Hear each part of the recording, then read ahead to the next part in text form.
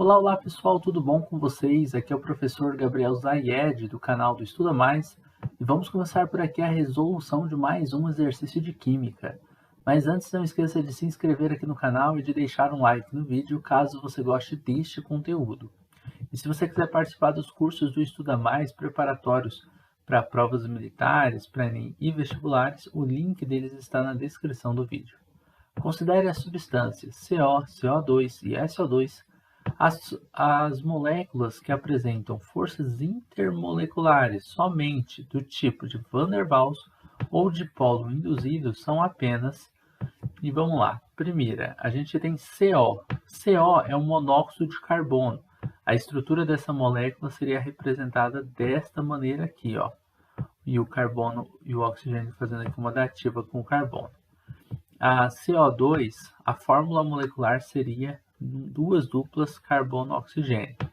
E o SO2, a fórmula seria, como existe um par de elétrons livres, este enxofre estaria fazendo uma dativa com oxigênio, uma dupla com outro oxigênio, e esse par livre faria com que essa estrutura ficasse angular. Então nós temos aqui três estruturas. A primeira estrutura tem a geometria linear, o CO, o CO2 também é linear e o SO2 é angular. Bom, quando a gente fala com relação a se a molécula é polar ou se a molécula é apolar, a gente pode ver por simetria. Num corte ao meio dessa molécula, você percebe que um lado é diferente do outro, porque temos átomos diferentes que naquela representação em bolinhas eles teriam tamanhos diferentes. O oxigênio é um pouco menor do que o átomo de carbono, já que os dois são na segunda linha, no segundo período da tabela periódica, mas o oxigênio está mais para a direita do que o oxigênio. O oxigênio está mais para a direita do que o carbono. Então ele teria um raio atômico um pouco menor. Bom, como existem raios atômicos de tamanhos diferentes, quando você corta a molécula ao meio, você percebe que você tem uma molécula que é assimétrica. Se é uma molécula assimétrica, essa molécula a gente chama de polar. Professor, mas por que você está vendo que a molécula é polar? Porque quando a gente fala de interação intermolecular do tipo de Van der Waals ou dipolo induzido, isso só acontece para moléculas que são apolares. No segundo caso, nós temos o CO2. Cortando ao meio é simétrico, cortando ao meio novamente continua simétrico. Então essa molécula de dióxido de carbono é uma molécula que a gente chama de apolar. Como ela é uma molécula apolar, ela sim tem interação intermolecular do tipo dipolo induzido.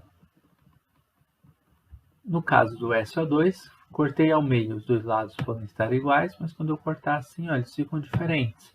Então essa molécula aqui, ela não é totalmente simétrica, logo ela é polar. Se é uma molécula polar, ela não tem interação dipolo induzido, tá? E sim dipolo-dipolo, assim como o CO. Bom, então essas moléculas CO e SO2, elas não são apolares, por não serem apolares, não possuem interação intermolecular do tipo dipolo induzido ou do tipo forças de Van der Waals, tá? Então aqui a gente vai colocar um outro nome também, força de Van der Waals. Bom, o gabarito seria as moléculas que apresentam força intermolecular somente do tipo de Van der Waals ou dipolo induzido são apenas CO2. Letra A seria o gabarito para essa questão. Belezinha, pessoal? Basicamente é isso, nós terminamos aqui a resolução de mais um exercício de Química, espero que você tenha gostado.